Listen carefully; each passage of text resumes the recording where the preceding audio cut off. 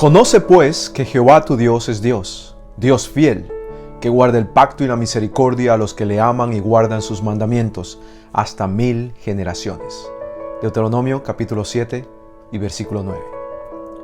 Un pacto requiere, como mínimo, de dos partes que deseen establecer algún tipo de relación entre ellas. Cuando hablamos del pacto eterno, estamos hablando de una relación perdurable en el tiempo. Ahora bien, para que una relación como esta perdure en el tiempo, es necesario establecer normas y límites. Yo debo preguntarme, ¿por qué hago este pacto? ¿Qué puedo ofrecer? ¿Qué debo hacer o dejar de hacer para mantenerme dentro del pacto? Bienvenidos a la lección número 8, la ley del pacto. Les saluda Rudy Vivanco y les agradece también por estar con nosotros hoy, por estudiar con nosotros. Y también les agradezco de antemano, una vez más, por compartir este video con todos sus amigos, con todos sus conocidos. Gracias por hacer eso y gracias también por darle un like, un me gusta al video si es que han sido bendecidos por el mismo. Quiero también recordarles que este es un buen momento para suscribirse a los canales y para seguirnos también en las plataformas como Facebook. Gracias nuevamente, amigos. Vamos a orar y estudiaremos hoy acerca de la ley del pacto. La ley del pacto, que es parte de la serie titulada La promesa, el pacto eterno de Dios. Hoy estudiaremos quiénes firman este pacto, a qué se comprometen los que firman el pacto y además estudiaremos un poco también de cómo relacionarnos con los detalles de este pacto maravilloso que el Señor te invita a ser parte. Oremos y entremos al estudio de este día. Nuestro Padre, nuestro Dios, agradecidos nuevamente estamos por tu misericordia y tu amor. Gracias por darnos un día más de vida y una oportunidad más de estudiar. Pedimos, Señor, que nos bendigas e ilumines nuestros corazones y nuestras mentes. Te lo pedimos en el nombre de Jesús. Amén. Amén. Ok, ¿quiénes firman este pacto del cual hemos estado estudiando por ya 8 semanas? Para eso vamos a ir a la Biblia. Empezamos en la Biblia, en el versículo 7 de Isaías capítulo 56. Entonces vamos a Isaías 56, versículo 7 y veamos qué es lo que dice la Biblia. Isaías 56, 7, la Biblia dice: Yo los llevaré a mi santo monte y los recrearé en mi casa de oración.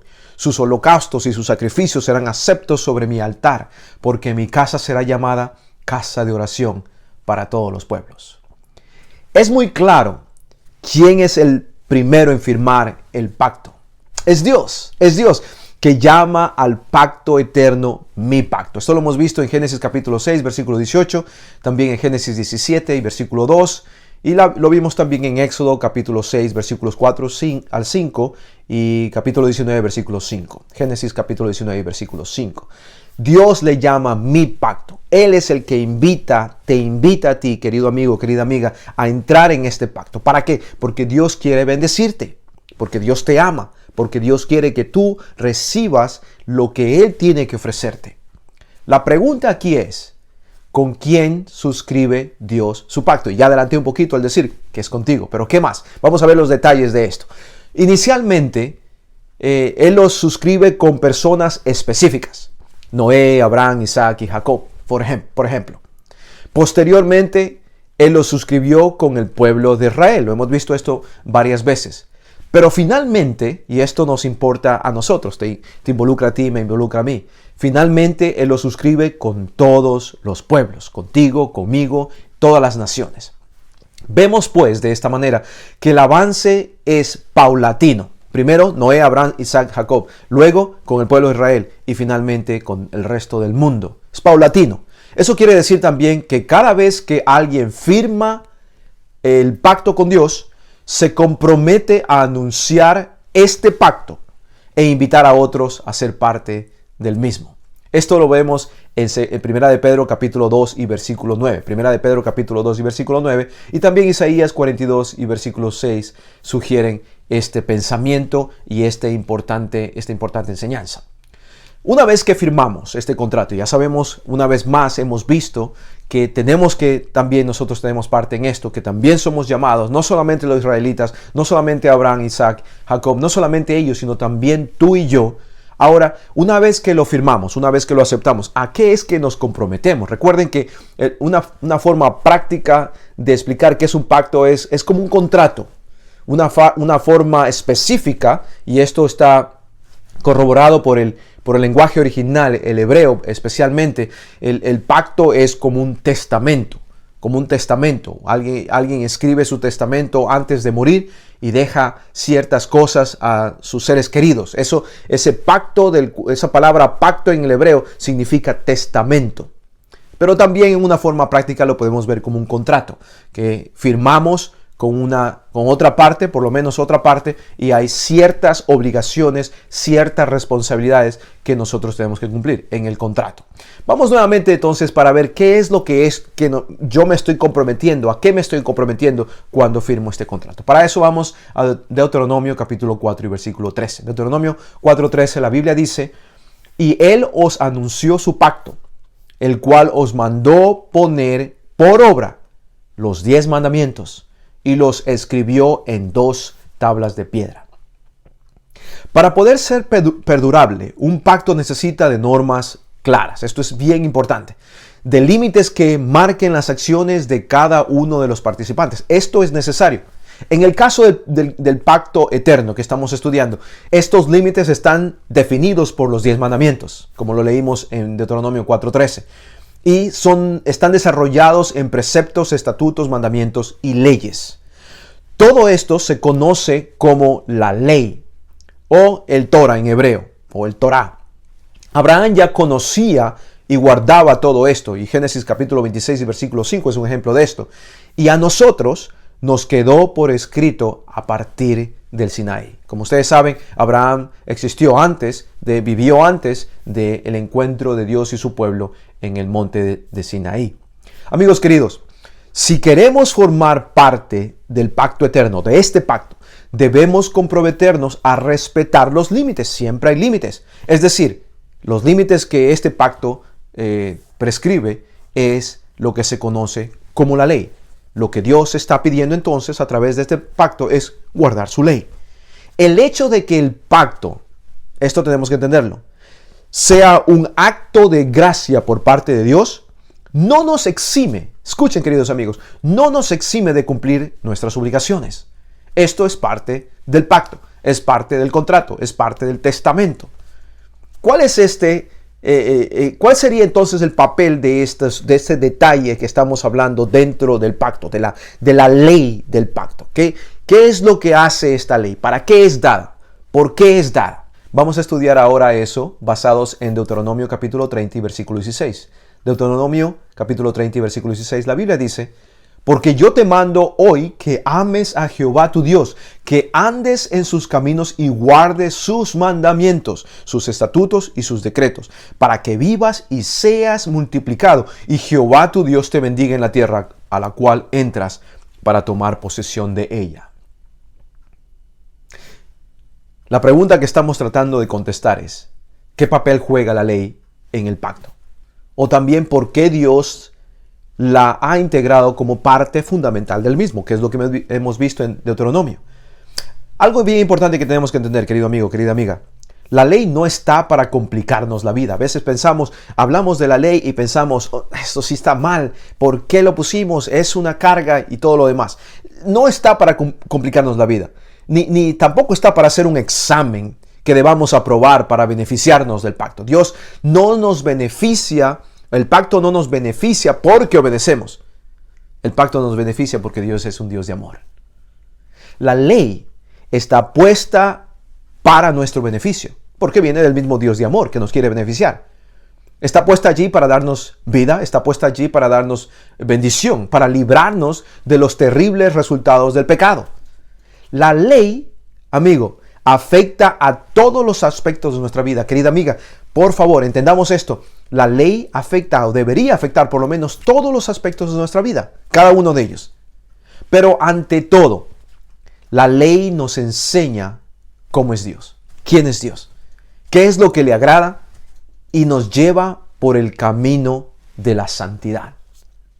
Esto es muy importante. Y más adelante lo veremos en otros estudios en cuanto a la santidad. Pero continuemos con el estudio de esta ley dentro del pacto, dentro del convenio que Dios quiere hacer contigo, quiere hacer conmigo. ¿Cuál es el propósito de esta ley? Vamos para eso a Malaquías capítulo 3 y versículo 6. Malaquías capítulo 3 y versículo 6. La Biblia dice, porque yo Jehová no cambio.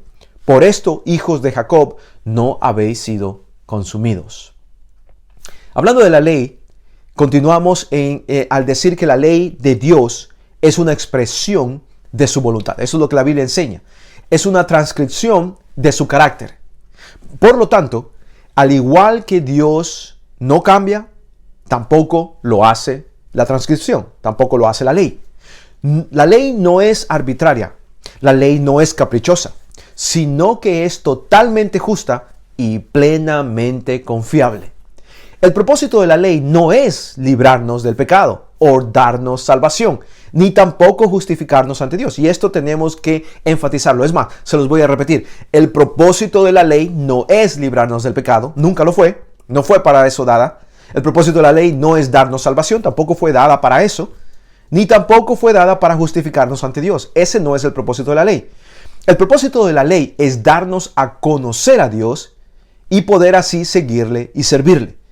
Es también enseñarnos cómo debemos relacionarnos con Él. Y hablando de la ley, de los 10 mandamientos de Dios, esto tiene que ver, la relación con Dios tiene que ver con los 4 primeros mandamientos de la ley de Dios, de los 10 mandamientos. Y también nos enseña cómo relacionarnos con otros. Y eso tiene que ver con los mandamientos 5 al 10. Entonces, del 1 al 4 nos enseña cómo relacionarnos con Dios y del 5 al 10 nos enseña cómo relacionarnos con los demás. Por cierto, la pueden encontrar en Éxodo capítulo 20 si la quieren leer y se dan cuenta de los mandamientos de los cuales estamos hablando. La ley establece además el estilo de vida que Dios desea que lleven sus hijos, los herederos del pacto.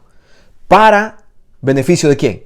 Para nuestro propio beneficio, para nuestro bienestar, para nuestra felicidad. Dios hace lo que hace no para su beneficio, no porque Él consigue algo, sino porque Él sabe que nos traerá felicidad. Él sabe que nos traerá bienestar, que nos traerá paz. El beneficio es para nosotros. Y por eso Él nos lo ofrece.